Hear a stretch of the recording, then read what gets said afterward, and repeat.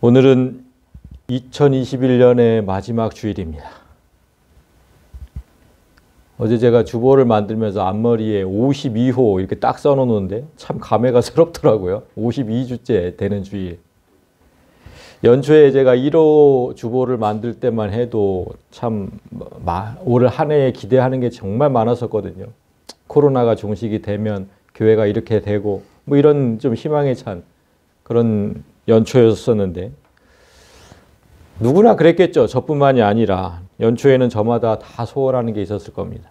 그런데 올해는 무언가 이루기보다는 정말 하루하루 묵묵히 견뎌나가는 그런 시간들이 아니었나. 그런 한 해가 아니었나 싶습니다.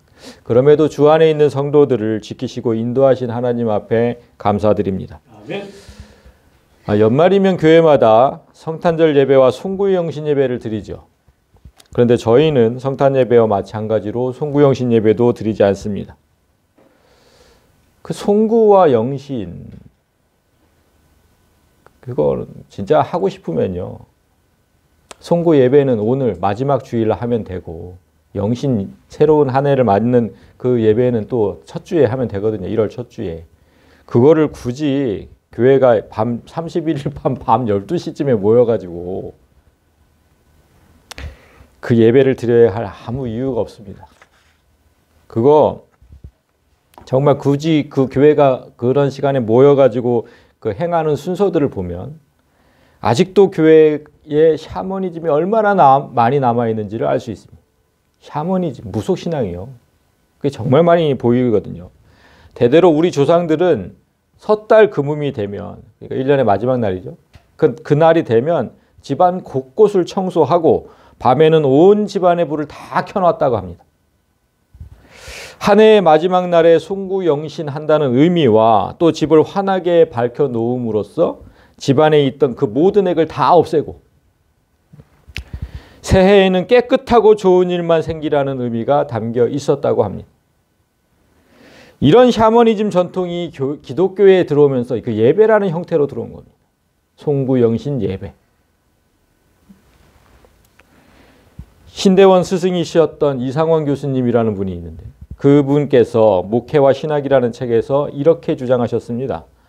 송구영신 예배의 말씀 뽑기, 신년 안수 축복 기도, 신년 기도 제목 작성하기 이런 행사는 시시하고 조잡하며 무속적인 요소가 섞여 있는 로마 가톨릭적 의식이다. 이런 관행들을 교회에서 행사하는 것은 성도에게 독이 될 수 있다. 전적으로 동감합니다. 정말 전적으로 동감해요. 교회가 이런 행사를 하는 건 마치 점집에서 점을 보고 부적을 얻어오는 것과 똑같습니다. 말씀 뽑기? 그 부적 얻어오는 거나 똑같아요. 어찌 성경 중에서 그 성경 전체 그 하나님의 말씀인데 어떻게 단 한 구절만이 내게 주신 말씀입니다. 그 말이 됩니까? 단 한 구절만이. 그래서 우리도 정말 그 평신도동에 그런 일 많았었죠. 그 말씀 하나 붙잡고서 그냥 괜히 그거 가지고 마음이 불편하기도 하고 잘 안 되면 어떡할 건가 하기도 하고 얼마나 그냥 딱 똑같다니까 진짜 점집에서 점 얻어서 받아온 것과 왜 그렇게 살았는지 모르겠어요. 진짜 하나님 앞에서 바로 깨닫고 보니까 그 말씀만 1년 내내 마음을 차지하고 그대로 이루어지길 기도한다면 다른 말씀은 어떻게 되는 겁니까? 다른 말씀. 성경의 다른 말씀. 그리고 기도 제목 적어내라고 하잖아요. 내년 한 해 기도 제목을 적어내라. 그러면 모든 성도가 어떻게 합니까? 하나님께 청구서를 작성합니다. 청구서를. 하나님 올 한 해는 이거 해주시고 이거 해주시고 이거 해주시고 다 바라는 걸. 뭐 여유가 되시면 이것도 좀 해주시면 감사하고요. 아니 기도 제목은 다 주시옵소서잖아요. 주시옵소서. 뭐 어떤 한 사람이라도 하나님 제가 이런 삶을 살겠습니다. 하나님께 선심 봉사하고 교회에 정말 충성을 다. 뭐 이렇게 써내는 성도가 몇이나 될까요? 다 주시옵소서죠. 그 청구서를 작성하는 거죠. 이렇게 당당하게 청구서를 작성해서 목사에게 주고는 가서 안수기도를 받잖아요. 안수기도. 부적을 받아오면 마음이 편안해지는 그런 불신자들처럼 우리도 그렇게 해야 마음이 편했던 겁니다. 왠지 목사한테 안수기도를 받으면 잘 될 것 같은 그런 마음이 있었던 거죠. 그게 얼마나 잘못되고 위험한 것인지 생각하지도 않고 그렇게 그냥 살았습니다. 그러나 이제 우리가 말씀 앞에 바로 서고 바로 깨달았으니까 고쳐야 할 건 반드시 고쳐야 되겠죠. 제가 안수에 대해서 몇 주 전에 설명을 하면서 누구든 함부로 내 머리에 손을 얹게 하지 말라고 분명히 말씀드렸어요. 그가 누구인지 우리는 잘 모르기 때문에 함부로 내 머리를 맡기지 말라. 무슨 안수만 받으라고 했습니까? 무슨 안수만? 말씀의 안수만 받으라 했어요. 말씀의 안수. 말씀만이 나를 만지고 말씀만이 나에게 영향력을 행사할 수 있도록 말씀에만 기꺼이 내 머리를 내어드리라 그랬거든요. 오늘 우리가 함께 읽은 본문의 주인공 삼손도 자신의 머리를 함부로 남에게 맡겨서 불행한 죽음을 당했던 사람입니다. 삼손이 어쩌다가 자신의 머리를 사람에게 맡겨서 비극적 죽임을 당했는지 오늘 잘 보시고 사람에게 머리를 맡기는 일은 삼가해야 합니다. 한 해를 정리하고 새해를 맞이하는 마지막 주일에 오직 말씀의 안수를 받으시길 소망합니다. 아멘. 첫 절부터 봅니다. 들릴라가 삼손에게 이르되 당신의 마음이 내게 있지 아니하면서 당신이 어찌 나를 사랑한다 하느냐. 당신이 이로써 3번이나 나를 희롱하고 당신의 큰 힘이 무엇으로 말미암아 생기는지를 내게 말하지 아니하였도다 하며. 삼손 하면 생각나는 게 뭡니까? 엄청난 힘이죠. 힘의 상징이죠. 하나님께서 블레셋을 치기 위해서 태어나기 전부터 선택했던 사사 중에 한 명입니다. 그런데 블레셋의 여인이 지금 그 힘이 대체 어디서 생겨나는지, 어떻게 생겨나는지 그 이유를 알고 싶어 합니다. 무엇으로 말미암아 생기는지. 그 이유를 가르쳐달라. 이게 삼손에게는 정말 큰 위기가 닥친 겁니다. 사랑하는 여인이 물어보잖아요. 사랑하는 여인. 그러니까 다행히 3번은 그 위기를 넘기죠. 삼손이. 사랑하는 여인이 매일 그렇지만 사랑하는 여인이 매일 투정하고 졸라대는데 당해낼 남자가 없어요. 당해낼 남자가. 우리 남자들은 다 아실 거예요. 사랑하는 아내가 매일 졸라댄다고 해보세요. 매일. 그걸 누가 당해냅니까? 누가. 그 삼손도 똑같았죠. 날마다 그 말로 그를 재촉하여 조름에 삼손의 마음이 번뇌하여 죽을 지경이다. 이 한 구절로 삼손이 들릴라를 얼마나 사랑하는지를 알 수 있죠. 사랑하지 않으면 이렇게 되지 않아요. 사랑하니까 마음이 번뇌하고 죽을 지경이 되는 거죠. 그런데 사실 삼손은 들릴라를 만나기 전에 다른 여자와 한번 결혼식까지 올렸었죠. 우리 사사기 잘 보면 그런 내용이 나옵니다. 그러나 그 결혼은 삼손이 이스라엘의 사사로서 행했던 정략적인 결혼이었습니다. 삼손이 그렇게 얘기를 해요. 정략적인 결혼이다 이건. 사랑이 없었다는 겁니다. 그런데 그 결혼식에서도 오늘 본문과 똑같은 상황은 펼쳐졌습니다. 여자가 무언가를 자꾸만 알아내려고 하는 그런 상황. 그게 똑같이 펼쳐졌었죠. 그 상황을 잠시 보겠습니다. 결혼잔치가 이루어졌어요. 그 여자와 결혼잔치가 베풀어졌는데 그 자리에서 이제 삼손이 수수께끼를 하나 내고 그 블레셋 청년들과 내기를 하게 됩니다. 내가 너희에게 수수께끼를 내리니 잔치하는 이래 동안에 너희가 그것을 풀면 내가 베옷 30벌과 겉옷 30벌을 너희에게 주고 그렇지 못하면 너희가 내게 베옷 30벌과 겉옷 30벌을 줄지니라. 당시로서는 꽤 큰 돈이 걸린 꽤 큰 판이죠. 노름판이. 꽤 큰 판입니다. 그런데 문제는 이 삼손이 낸 이 수수께끼가 아무도 맞출 수가 없다는 겁니다. 그래서 수수께끼가 뭐였냐면 먹는 자에게서 먹는 것이 나오고 강한 자에게서 단 것이 나왔다. 이게 뭘까? 이런 거죠. 이게 뭘까? 이거 어떻게 합니까? 이거. 우리가 성경을 봤으니까 알지만 이렇게만 내면 도대체 이게 뭐니까 이게. 이게 수수께끼라고 된 거예요. 이거는 정말 우리가 알듯이 삼손의 경험담에서 나온 거잖아요. 삼손이 언젠가 길을 가다가 사자를 맨손으로 때려 죽이죠. 그렇게 시체를 놔두고 며칠이 흘렀어요. 그래서 며칠 후에 그 자리에 가보니까 그 시체 속에, 뱃속에다가 꿀벌들이 꿀을 갖다가 잔뜩 모아놨다. 그런데 그 꿀벌을 모아놓은 그 꿀을 삼손이 손으로 퍼먹잖아요. 그런 내용이 있었어요. 지금 그걸 내용이 한 거잖아요. 그래서 먹는 자, 사자에게서 먹는 것, 꿀이 나오고, 강한 자, 사자에게서 단 것, 꿀이 나왔다. 그 얘기인데, 이걸 어떻게 하냐고, 지밖에 모르는 사실을. 이걸 지금 수수께끼라고 낸 거잖아요. 그러니까 이거를 정말 불공평한 내기인 거죠. 불공평한 내기. 그런데 삼손의 힘을 아는 이 블레셋 청년들이 아무 불평을 못해요. 뭐라고 못하는 거죠. 그 힘을 아니까. 답을 몰라서 끙끙 앓던 청년들이 기한의 마지막 날이 되자 묘수를 하나 찾아냅니다. 뭡니까? 여자를 협박하는 거죠. 여자를. 일곱째 날에 이르러, 기한의 마지막 날 일곱째 날에 이르던 겁니다. 그들이 삼손의 아내에게 이르되 너는 네 남편을 꾀어 그 수수께끼를 우리에게 알려달라. 그렇지 아니하면 너와 네 아버지의 집을 불사르리라. 가족들, 너뿐만 아니라 가족들까지 싹 다 죽이게. 아니 이 협박을 어떻게 견뎌냅니까? 이 협박을. 그래서 그 협박에 못 이겨서 신부가 이제 삼손을 조르기 시작합니다. 삼손의 아내가 그의 앞에서 울며 이르되 당신이 나를 미워할 뿐 나를 사랑하지 않는다. 우리 민족에게 수수께끼를 말하고 그 뜻을 내게 알려주지 않는다. 제발 알려줘라. 나를 사랑한다면 알려줘라. 그러게 지금 졸르는 거죠.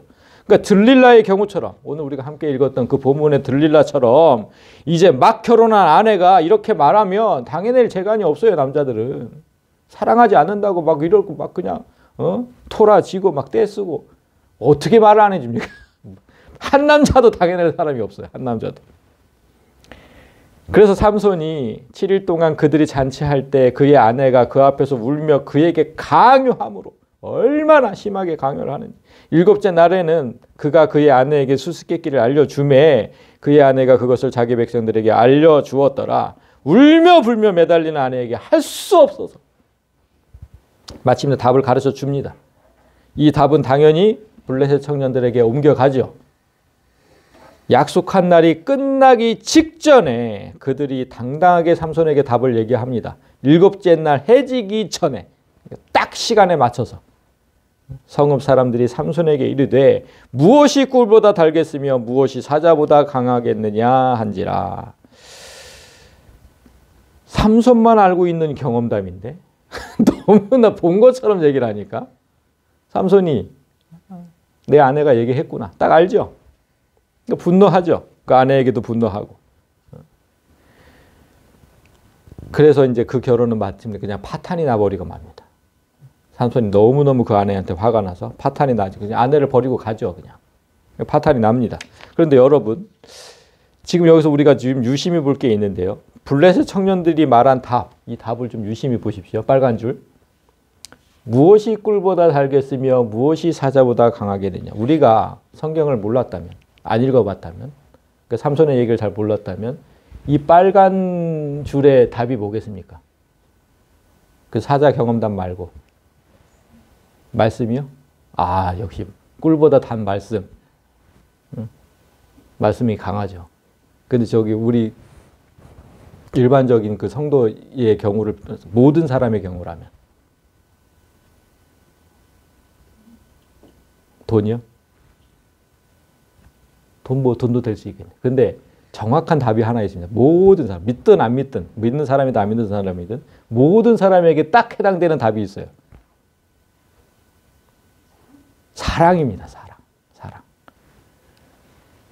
무엇이 아니 사랑보다 사랑보다 단 게 있을까요? 달콤한 게? 우리 사람들에게, 일반적인 사람들에게 사랑보다 달콤한 게 있겠냐고요. 그 다음에 사랑보다 강한 게 있을까요? 절대 없습니다. 사랑보다 강한 건 없어요. 예수님도 그 사랑 하나 때문에 십자가 지신 건데. 사랑이거든요, 사랑. 블레셋 청년들이 지금 삼손에게 말한 답. 이 사랑이 결국 삼손을 죽게 합니다. 그러니까 블레셋을 치기 위해 선택받은 삼손이잖아요. 그런데 그 블레셋 청년들이 이렇게 얘기한 거예요. 무엇이 꿀보다 달겠으며 무엇이 사자보다 강하겠느냐? 너는 그 사랑 때문에 죽을 것이다. 참 정말 성경은요. 너무 놀라워요. 이런 이중적인 복선을 깔면서 이렇게 다 알려주는 거죠. 삼손이 이 사랑 때문에 죽을 것이라는 거. 그러니까 하나님은요. 삼손이 들릴라와 사랑에 빠지기 전에 진짜 들릴라한테는 진짜 사랑에 빠졌는데 지금 이 결혼은 정략적인 결혼이었지만 진짜 사랑에 빠지기 전에 사랑이 없던 사람을 통해서 미리 똑같은 상황을 경험하게 하신 거거든요. 그러니까 삼손에게 사랑의 백신을 맞추신 거예요. 사랑의 백신. 사랑에 빠져가지고 일을 망치지 말라고. 이미 한번 맞추신 거예요. 백신을. 이처럼 이미 똑같은 경험을 했던 삼손이 들릴라에게 똑같이 넘어졌다는 건 변명의 여지가 없습니다. 한번 하나님이 분명히 알려주셨거든요. 변명의 여지가 없어요. 물론 그 한 번의 백신의 효험 때문인지 삼손이 단번에 넘어가진 않죠. 3번이나 그냥 넘기잖아요. 사랑하는 여인에게 장난치듯 3번은 그냥 얼렁뚱땅 넘기려고 애를 씁니다. 넘어가지 않으려고. 여기서 삼손이 3번이나 연인을 속였던 장면을 잠시 보면 첫 번째가 이런 거죠. 만일 마르지 아니한 새 할 줄 7으로 나를 결박하면 내가 약해져서 다른 사람과 같으리라. 마르지 아니한 새 할 줄 7. 두 번째는 뭡니까? 내가 만일 쓰지 아니한 새 밧줄들로 나를 결박하면 내가 약해져서 다른 사람과 같으리라. 두 번째는 쓰지 아니한 새 밧줄. 세 번째는 만일 나의 머리털 7가닥을 배틀의 날실에 섞었자면 되리라. 이 세 장면은 삼손이 사랑에 빠져서 얼마나 위험한 불장난을 하고 있는지 잘 보여주고 있는 거예요. 불장난하고 있는 겁니다. 진짜. 자신의 목숨을 건 사랑놀이잖아요. 삼손이 제일 먼저 얘기했던 이 마르지 아니한 새 활줄. 이걸 지금 우리 개역 개정에서는 이렇게 지금 번역을 해놨는데 바로 전 단계 그 개역 한글에서는 뭐라고 번역을 해놨냐면 칡줄기라고 해요. 칡줄기, 나무줄기. 근데 제가 볼 때 그 번역이 더 타당합니다. 그 번역이. 왜냐면 우리가 지금 우리가 지금 그 본문의 그 4절을 보면요. 본문에 있는 절의 4절을 보면 삼손이 소래골짜기에 들릴라라 이름하는 여인을 사랑해요. 그러니까 들릴라를 만난 것이 지금 소래골짜기다. 이렇게 얘기를 합니다. 근데 소래기라는 뜻이 최상품의 포도송이를 얘기합니다. 최상품의 포도송이. 그러니까 삼손이 머문 곳이 식물의 덩굴이나 줄기가 많은 골짜기였다 이런 뜻입니다. 그러니까 칡줄기. 아직 마르지 않은 나무 줄기는 수분 때문에 끊기가 정말 힘들잖아요. 또한 7이라는 숫자. 여기서 지금 7이라고 그랬잖아요. 7. 마르지 아니한 새 활. 그러니까 칡줄기 7줄기. 7이라는 숫자는 완전수를 의미하기 때문에 삼손은 매우 그럴듯한 거짓말로 연인을 속인 거죠. 정말 끊어지지 않는 줄 7줄, 완전수. 딱 그걸로 묶으면 나는 꼼짝 못해. 진짜 그럴듯하게 거짓말한 겁니다. 이 말을 그대로 믿은 들릴라가 그대로 행했지만 당연히 실패하고 말죠. 그러니까 또 떼를 쓰게 되고 나를 속였다고. 응? 빨리 알려달라고. 진짜로 나를 사랑하면 알려달라고 또 떼를 쓰게 되고 삼손은 또 이번에도 얼렁뚱땅 넘기려고 합니다. 그가 두 번째로 언급한 것이 이건데 쓰지 아니한 새 밧줄들. 첫 번째 거는 자연에서 구할 수 있는 나무줄기였죠. 근데 지금 두 번째 건 뭐냐면 인공적으로 만들어진 줄이에요. 자연의 줄과 인공적인 줄. 요 차이점이 있죠. 이 줄로 자신을 묶으면 힘이 약해진다고 했어요. 이 역시도 거짓말이었습니다. 삼손은 지금 자신의 목숨을 걸고 하는 불장난이 왜 위험한지 잘 보십시오. 처음에 칡줄기는 자연 속에 있잖아요. 삼손에게서 어느 정도 동떨어져 있는 곳에 있는 겁니다. 그러나 두 번째는 집 안에 있는 밧줄입니다. 이 안에, 집 안에 있는 밧줄. 동떨어져 있는 게 아니라 자신을 파멸시킬 수 있는 비밀이 점점 자신에게로 좁혀오고 있는 겁니다. 그러다가 삼손이 세 번째로 언급한 건 머리털 7가닥이죠. 마침내 자신의 신체까지 이른 겁니다. 멀리서부터 점점. 위험한 불장난은 여기서 멈추었어야 했습니다. 여기서. 머리털 7가닥은 여기서 머리털 7가닥이라고 해요. 머리카락 7개가 아닙니다. 그게 아니에요. 머리끈으로 묶은 7가닥이다 이렇게 되어 있어요. 원어로는. 머리끈으로 묶은 7가닥. 이렇게 머리 이렇게 따잖아요. 따서 그 7가닥. 딴 가닥, 그 7가닥. 따라서 머리카락의 상당 부분이 잘려나간 겁니다. 들릴라는 이 머리털을 배틀에 놓고 옷감처럼 짰다 하고 14절에 나와 있어요. 14절에. 들릴라가 바디로 그 머리털을 단단히 짜고, 여기서 바디라는 게 뭐냐면 실을 고정하는 핀이거든요. 그 배틀에 실을 고정하는 핀들. 그러니까 삼손의 머리를 7가락이면 그렇게 못 하겠죠. 7가닥이니까 배틀에 딱 넣고 실로 고정을 시키고 그걸로 옷감처럼 짠 겁니다. 삼손이 그렇게 하면 자기가 무너진다고 했으니까. 근데 머리카락 쉽겠어요, 그걸? 그걸 직물로 짠다는 게 엄청나게 어렵죠. 진짜 어려운 일입니다. 그러니까 삼손을 무너뜨리려는 그녀의 집요함이 이렇게 번거롭고 까다로운 작업도 지금 마다하지 않고 있는 거잖아요. 그녀는 왜 이렇게까지 집요하게 삼손을 무너뜨리려고 할까? 삼손은 그녀를 진정으로 사랑했는데 왜 그녀는 삼손을 이렇게까지 무너뜨리려고 할까? 그 표면적인 이유는 그녀가 블레셋 사람들에게 돈을 받았기 때문입니다. 블레셋 사람의 방백들이 그 여인에게로 올라가서 그에게 이르되 삼손을 꾀어서 무엇으로 말미암아 그 큰 힘이 생기는지, 그리고 우리가 어떻게 하면 능히 그를 결박하여 굴복하게 할 수 있을는지 알아봐라. 그리하면 우리가 각각 은 1,100개씩을 내게 주리라. 한 사람당 은 1,100개씩. 엄청난 돈이죠. 엄청난 돈. 그 돈을 약속받을 만큼 삼손의 목숨값이 그만큼 컸다는 거잖아요. 누구도 범접할 수 없고 누구도 이길 수 없는 삼손. 그러니까 그만큼 목숨값이 그만큼은 된다. 그러나 그건 당시의 표면적인 이유고 그들만의 표면적인 이유고 우리는 여기서 다른 것을 봐야 됩니다. 우리는 여기서 다른 걸 봐야 돼요. 여러분, 삼손의 이름 뜻이 무엇인지 아십니까? 삼손의 이름 뜻? 작은 태양이라는 뜻입니다. 작은 태양. 이 이름이 지어진 이유는 그가 태어나기 전부터 하나님의 택하심을 입었기 때문이죠. 그러니까 하나님, 빛이신 하나님의 아들, 작은 태양, 작은 빛. 보라, 네가 임신하여 아들을 낳으리니. 예수님하고 또 비슷하게 가죠. 그의 머리 위에 삭도를 대지 말라.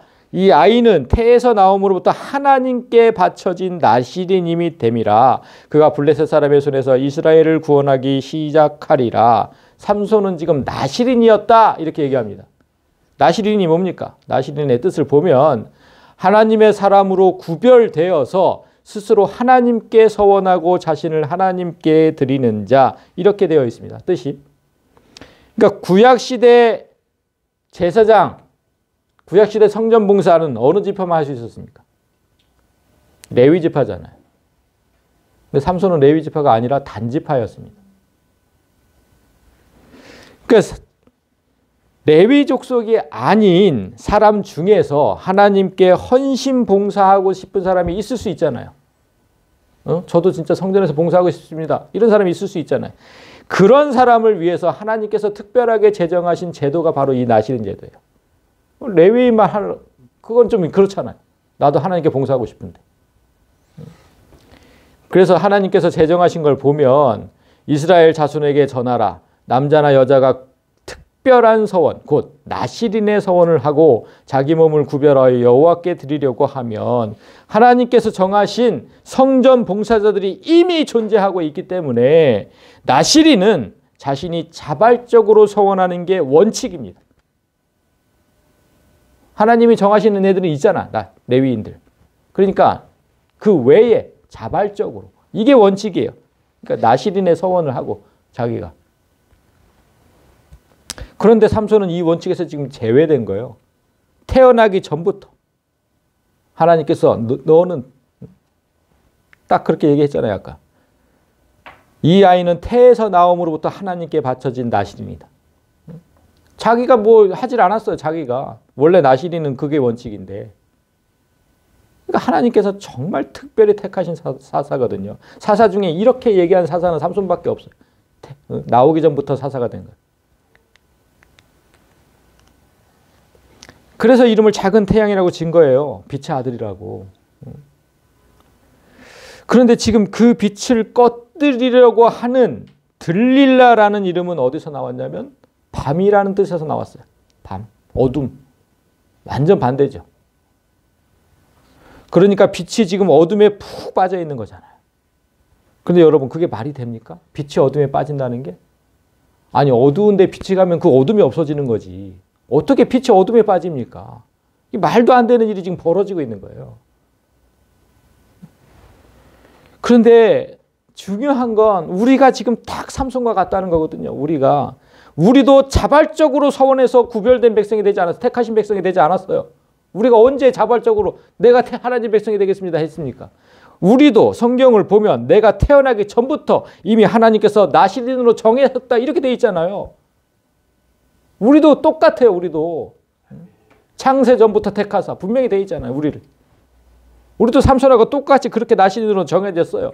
구별된 백성, 택하신 백성으로. 그리고 우리도 빛의 아들이라고 그랬잖아요. 마태복음 5장 14절에 너희는 세상의 빛이다.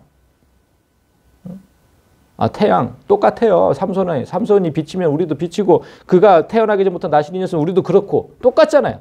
삼손하고 똑같아.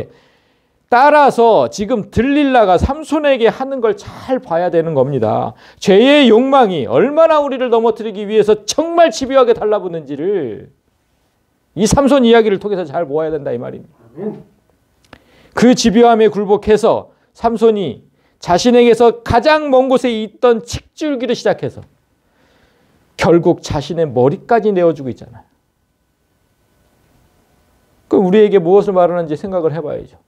우리에게서 가장 먼 곳은 뭐고 집안에 있던 그 줄은 뭐고 내 머리는 뭐고 생각을 해봐야죠. 적용을 해야죠. 항상 삼손 얘기를 구약 얘기를 무엇을 보든 우리에게 적용이 돼야죠. 그러니까 성경은 우리의 머리가 뭐라 그랬습니까? 우리의 머리 누굽니까? 누구? 예수잖아요. 예수. 그를 교회의 머리로 삼으셨느니라. 그는 몸인 교회의 머리시라. 우리 교회.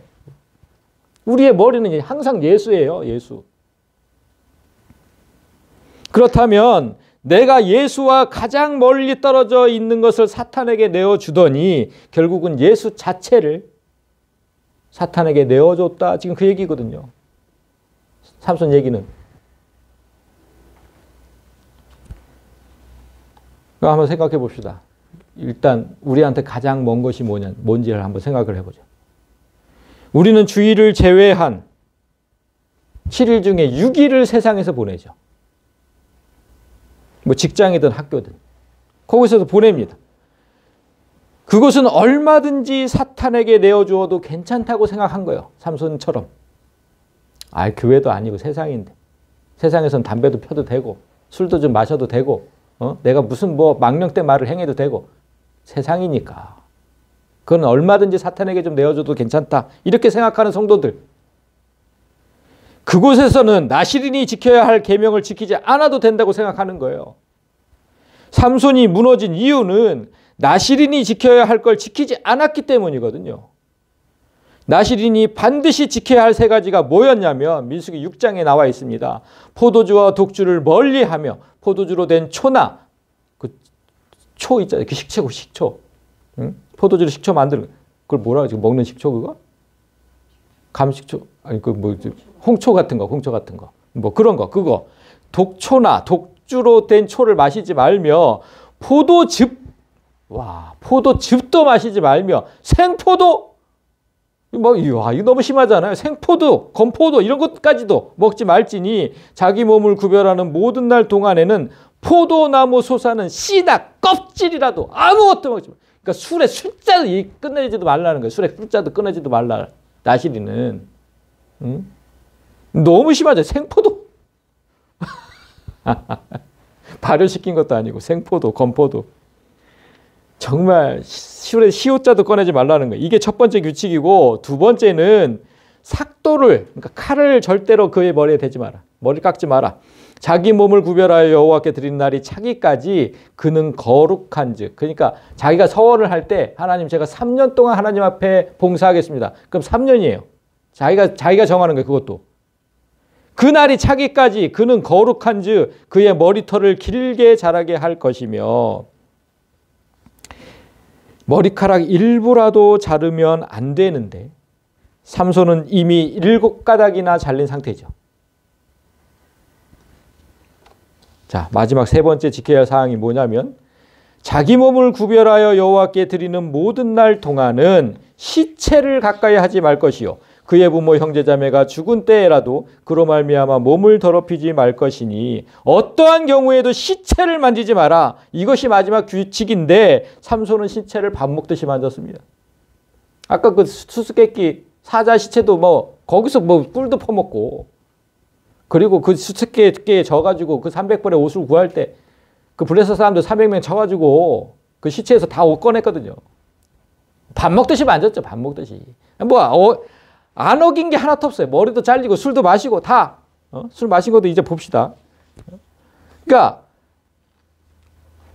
지금 하나님께서 이 세 가지 규칙을 제정하신 이유가 뭔지를 지금 이 7절 이후에 나오는데 7절 마지막 구절이 뭐라고 되어 있냐면 이는 이런 규칙을 정한 이유는 자기의 몸을 구별하여 하나님께 드리는 그 표가 그 상징이 내가 나실인이 되었다는 그 상징이 그의 머리에 있다 이렇게 얘기했어요.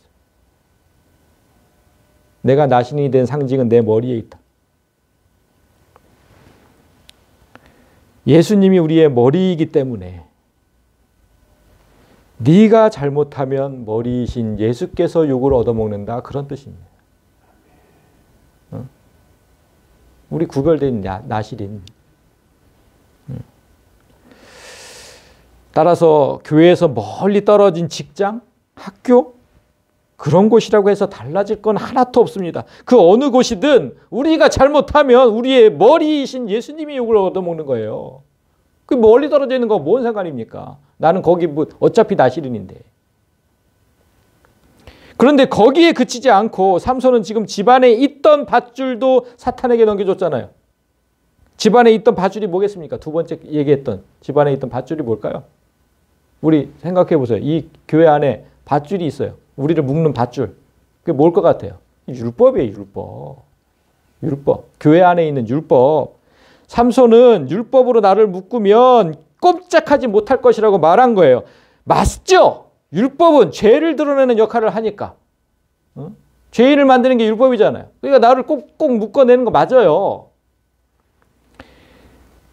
그러나 오늘날 율법에 얽매여 아무런 자유도 누리지 못하는 교회들을 의미하는 거죠. 그거는. 우리는 아닙니다. 우리는. 예수님은 분명 우리를 자유케 하시리라 하셨죠. 진정한 성령의 교회는 그 율법의 밧줄에 얽매이지 않아요.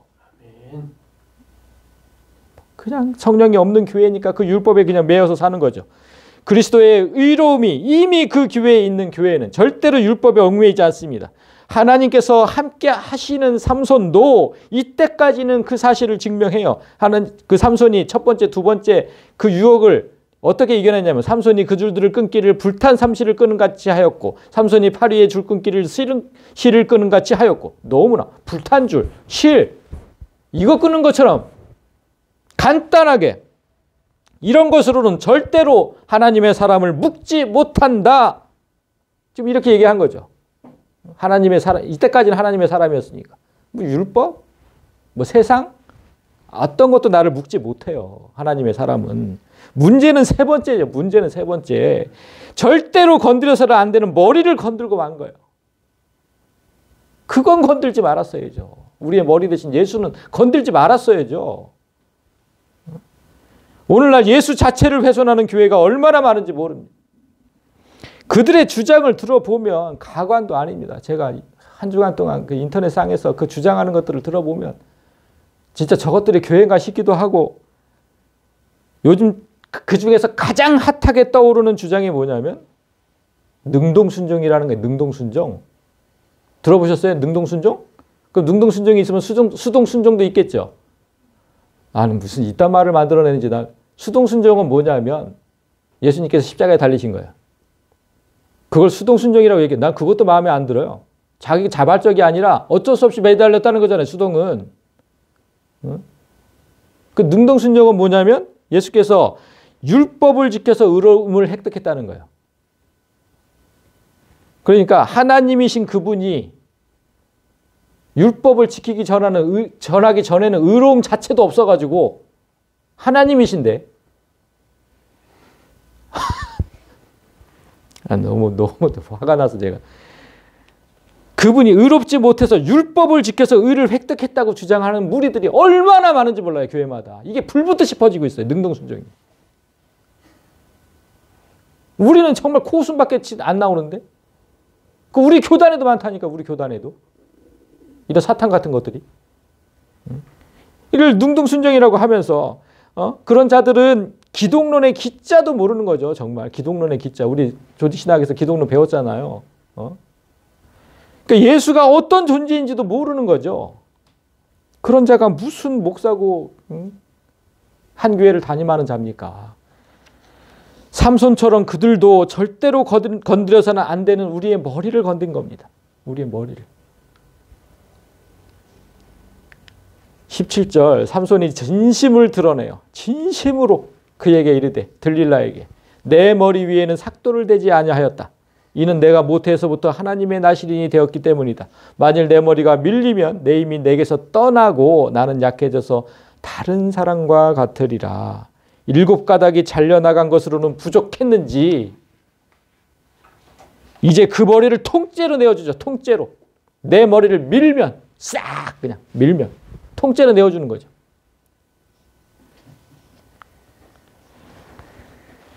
태어나기 전부터 하나님께 속한 백성으로 이 땅에 온 우리가 예수를 내어주면 뭐가 남습니까? 우리에게 예수를 내어주면 뭐가 남아요? 우리 기독교잖아요. 예수교. 아무것도 안 남는 거예요. 삼손이 지금 그렇게 얘기하는 거예요. 삼손이 그게 예수가 떠나면 나는 약해져서 다른 사람과 같을 거라고. 세상 사람과 똑같아지는 거예요. 그냥 나한테 예수가 없으면. 우리의 능력, 우리의 소망, 우리의 구원 모든 것이 예수로부터 나오는데 그 예수를 사탄에게 전심으로 바치고 있는 거지. 진심을 드러내요. 무슨 능동순종이니 행위구원, 행위로 구원받는다고 외치는 교회도 정말 많고 유보적 칭의, 우리의 칭의는 마지막 예수님 오시는 날 이루어진다. 이런 거지 같은 얘기를 하는 교회도 있고 이렇게 한 가닥 지금 삼손에 지금 7가닥이 잘려나갔듯이 한 가닥 예수를 넘겨주다가 결국 예수를 지금 통째로 넘겨준 꼴이잖아요. 이제 그들의 말로가 어떻게 되는지 잘 보십시오. 들릴라가 삼손이 진심을 다 알려주므로 사람을 보내어 블레셋 사람들의 방백들을 불러 이르되 삼손이 내게 진심을 알려주었으니 이제 한 번만 올라오라 하니 블레셋 방백들이 손에 은을 가지고 그 여인에게로 올라오니라. 돈을 가지고 왔다는 거예요. 돈을. 이제 삼손을 넘겨받기 위해서 돈을 가지고 왔어요. 타락하는 자들은 항상 그 돈에 넘어가는 거죠. 그 돈을 가진 자들에게 다 넘어가는 거예요. 우리가 타락하는 1순위는 그 돈을 가진 사람에게 넘어가는 거잖아요. 들릴라가 삼손에게 자기 무릎을 베고 자게 하고 참 그러니까 들릴라 무릎 위에 삼손의 머리가 있는 거죠. 응? 어둠의 무릎 위에 빛이 누워있는 자기 머리를 사람을 불러 그의 머리털 7가닥을 밀고 괴롭게 하여 본즉 그의 힘이 없어졌더라. 들릴라가 삼손을 재운 후에 남아있던 7가닥마저 여지없이 밀어버립니다. 여지없이 밀어버려. 남아있던 머리마저. 이렇게 머리가 밀리는 것도 모른 채 아니 사람들을 불러서 머리 7가닥 마음을 밀어대잖아요. 근데 모르고 잔다는 건 무슨 뜻입니까? 곤드레 만드레죠. 곤드레 만드레. 뭐가 있습니까? 곤드레 만드레죠. 그 소래 꼴짜기. 그 최상급의 포도주. 거기에 가가지고 나시린이. 그게 뭐 지킨 게 아무것도 없는 거예요. 지킨 게 나시린으로서. 그렇게 머리털이 없어진 삼손.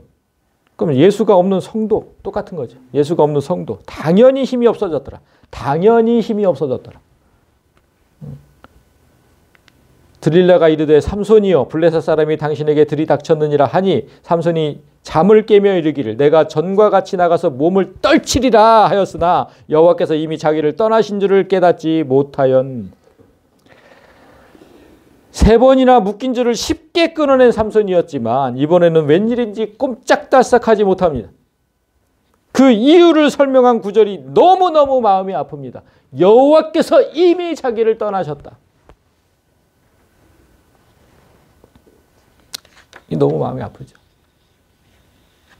명심해야 되는 거죠. 뭐 창세 전부터 택함 받은 우리 백성이라고 안 끊어질 줄 아십니까?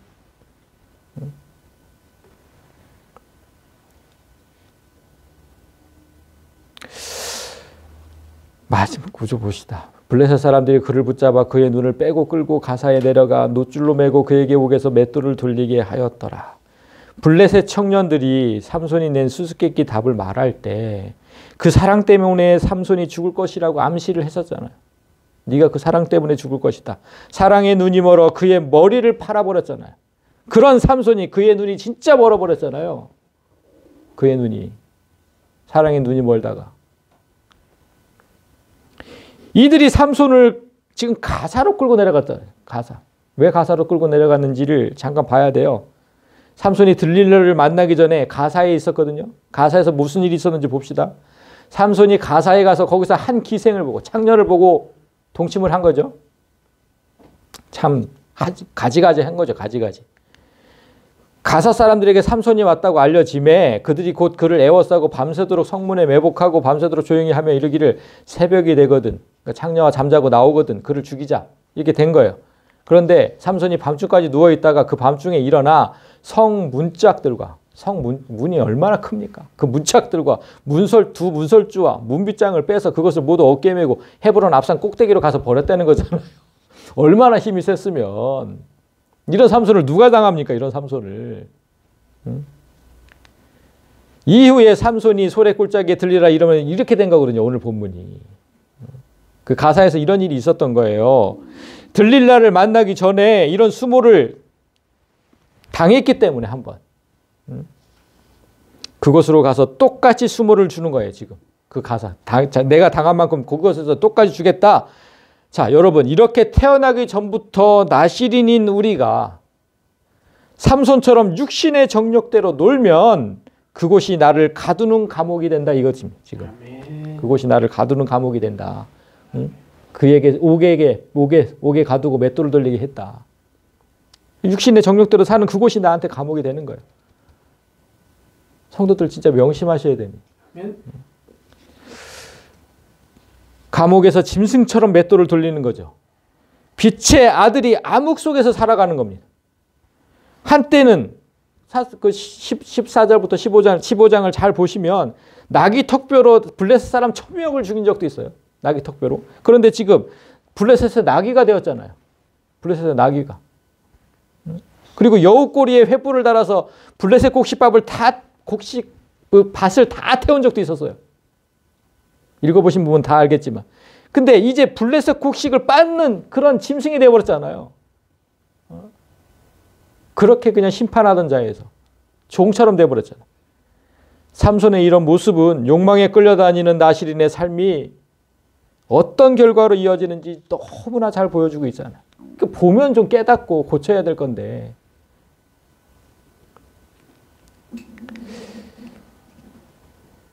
그래서 22절을 제가 지금 PPT에 안 해왔나 봐요. 그의 머리털이 밀린 후에 다시 자라기 시작하니라. 이 한 구절이 얼마나 위로를 주는지 몰라요. 머리털이 다시 자라기 시작한다는 건 예수께서 다시 우리 성령의 씨앗이 다시 우리에게 뿌려졌다는 거잖아요. 그러니까 우리는 삼손처럼 될지언정 그 로마서 8장이 그거 아닙니까? 뭘로도 우리 하나님의 사랑 안에서 우리를 끊어낼 수 없다는 거. 무엇으로도. 결국 하나님께서는 다시 우리에게 오실 것이지만 지금 머리털이 다시 자라기 시작했다. 그러나 이런 비참한 꼴은 당하게 되는 거죠. 그 이후의 삶은 여러분이 잘 아는 대로 머리털이 자란 삼손이 마지막으로 하나님께 부탁을 합니다. 삼손이 여호와께 부르짖어 이르되 주 여호와여 구하옵나니 나를 한 번만 더 생각해 주십시오. 하나님 구하옵나니 이번 한 번만 나를 강하게 하사 나의 두 눈을 뺀 블레셋 사람에게 원수를 단번에 갚게 하옵소서. 단 한 번만 힘을 주십시오. 단 한 번만. 더도 바라지 않습니다. 그렇게 힘을 얻은 삼손이 블레셋을 치는 본연의 사명을 감당을 하죠. 그 우상을 모시는 그 신전에서 기둥 뿌리를 다 뽑아서 다 같이 죽잖아요. 마지막 사명을 감당하면서 죽는 거죠. 블레셋 치기 위해서 태어난 건데. 여기서 또 알 수 있잖아요. 그 사명을 감당하기 전에는 절대 죽지 않는다. 자, 여러분 말씀을 맺겠습니다.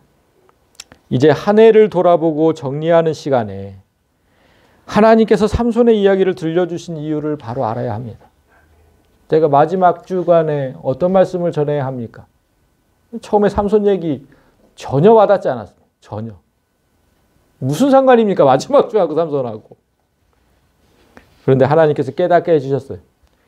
사탄으로 인해 모든 걸 다 잃어버린 삼손처럼 코로나로 인해서 교회가 잃어버린 것이 많은 한 해였습니다. 예배 공간을 잃은 적도 많았고 각종 교육, 성경 공부 이런 거 다 못했잖아요. 교회마다. 성도의 교제 전혀 할 수 없었죠. 교회가 잃어버린 게 너무 많았던 한 해였습니다. 그렇게 많은 것을 잃었지만 반성은 없었죠. 교회마다 반성은 없었습니다. 삼손처럼 눈이 뽑히고 옥에 갇혀야 정신을 차리려는지 안타까울 따름입니다. 성도들은 오히려 교회에 머무는 시간이 적어지니까 세상과 가까워졌어요. 세상과 훨씬 더 가까워졌어요. 그래서 삼손처럼 사탄에게 하나하나 내어주고 마침내 예수까지 잃어버린 성도가 정말 많아졌습니다. 오늘 본문에 들릴 나는 삼손의 힘이 무엇으로 말미암았는지 궁금해했고 그 사실을 안 다음에는 주저하지 않고 파괴를 했습니다. 하나님으로부터 힘을 공급받는 성도가 그렇게 어둠과 타협하고 어둠에 거하면 절대로 이길 수 없다는 뜻입니다. 삼손은 하나님께 바쳐진 사람이기에 그 머리만은 절대로 건들지 말았어야 했죠. 그가 마침내 들릴라 무릎에 자기 머리를 맡겼을 때 그는 하나님이 아니라 세상에 나를 바친 것 똑같은 겁니다. 내 머리를 어떻게 어둠의 무릎 위에 뒀습니까? 예수 대신 내 머리를. 그렇게 그는 자기 힘의 연결고리, 즉 하나님과의 연결고리를 하나하나 끊어간 겁니다. 성도 여러분, 우리의 힘의 근원은 하나님입니다. 아멘. 하나님을 끊으면 삼손의 비참한 말로를 똑같이 경험하게 됩니다. 코로나로 인해서 너무나 쉽게 하나님을 끊고 살았던 성도들에게 간곡히 부탁합니다. 말씀 읽는 시간을 끊고 기도하는 시간을 끊고 찬양의 시간이 끊어지면 우리의 두 눈이 뽑히고 짐승처럼 저렇게 사탄의 종이 되어버리는 것은 시간 문제입니다. 한 해의 끝에서 진짜로 끊어내야 할 게 무엇인지 진지하게 생각하는 시간이 되기를 원합니다. 아멘. 자, 하나님과의 연결고리를 끊어낼 것인가? 사탄과의 연결고리를 끊어낼 것인가? 정말 진지하게 고민하고 결단하는 마지막 시간이 되시기를 주님의 이름으로 소망합니다. 아멘.